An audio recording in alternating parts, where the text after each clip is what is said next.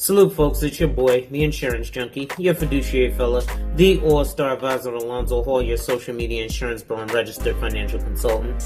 And this is Debt After Death, where we talk about how wealth really disappears when planning stops too soon.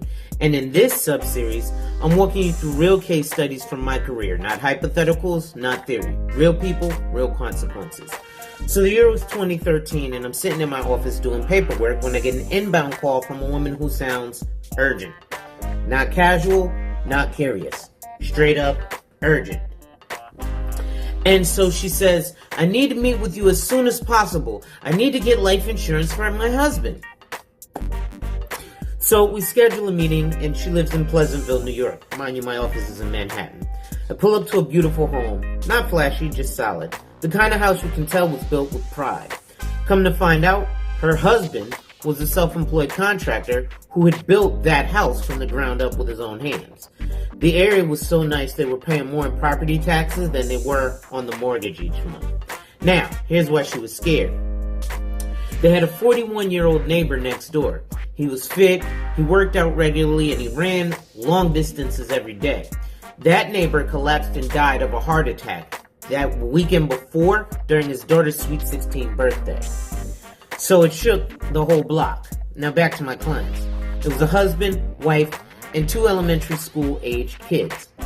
The husband was the only income earner, and he made about $200,000 a year from his construction business. The wife didn't work at all.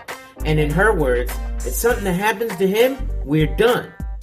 What made it worse? Her husband was older than the neighbor, didn't work out, didn't eat particularly well, and hadn't been to the doctor in a couple years. So, we did what you're supposed to do. We had a discovery session. We talked about income replacement, college, mortgage, lifestyle. And we landed on a $2 million term policy for 25 years. Now, here's the part I want you to hear clearly. He didn't think about it. He applied. He even submitted premium with the application so coverage could begin immediately under something called a conditional receipt. So that means that while the insurance company is deciding whether or not to offer coverage, there's temporary protection in place, assuming underwriting comes back clean. So he then scheduled his paramed exam, which is usually blood, urine, regular vitals, oral swab, maybe an EKG if necessary. And that's when the whole thing went left. You see, the insurance company also requested an APS from his doctor, attending physician statement. The doctor replied that he hadn't seen the patient in over 6 years. And then the paramed results came back. The blood work showed elevated PSA levels, which is a red flag pointing toward possible prostate cancer. So between the no recent medical history and the elevated PSA, he had basically an unknown current health status. The policy was declined. Not rated, not postponed, declined. And just like that, boop, no coverage, no protection, no safety net, right? So, if something happened to him, like what happened to his neighbor, they would lose. They would lose the house. They would lose the college funds.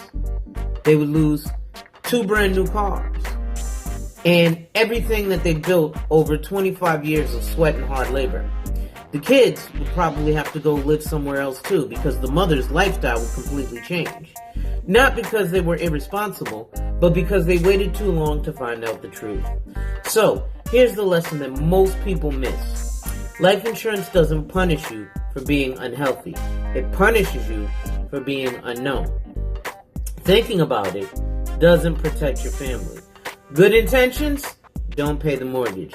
And I'll get to it later is not a strategy. You don't apply for life insurance because you expect to die, though we all are going to. You apply because you don't get to choose when you die. This is Debt After Death, where we separate hope from preparation. Because tomorrow isn't promised, but the bills always are. Salute.